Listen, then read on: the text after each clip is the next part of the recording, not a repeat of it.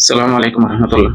সারা বাংলাদেশে জ্বালানি সংকট, পেট্রোল পাম্প বন্ধ, মানুষ হাহাকার, ঘন্টার পর ঘন্টা লাইনে দাঁড়িয়ে পেট্রোল পাচ্ছে না, ডিজেল পাচ্ছে না, জ্বালানি সংকট একটা মানে মহামারী অবস্থা তৈরি হয়েছে, যেরকম পরিস্থিতি সারা দেশে তৈরি হয়েছে।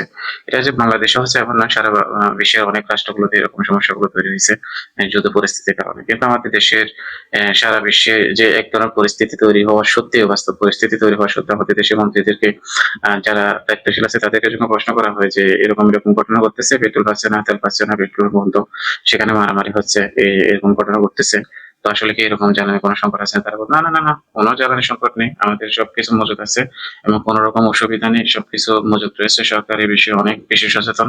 তাহলে অনেক বেশি সচেতন হলে পেট্রোল পাম্প বন্ধ কেন? মানুষ গ্যাস পাচ্ছে না কেন? মানুষ পেট্রোল পাচ্ছে না কেন? মানুষ জ্বালানি সংকটে ঘন্টার পর ঘন্টা লাইনে দাঁড়িয়ে থাকতে হচ্ছে না, ঘন্টার পর ঘন্টা লাইনে দাঁড়িয়েও কেন মানুষ জ্বালানি পাচ্ছে না?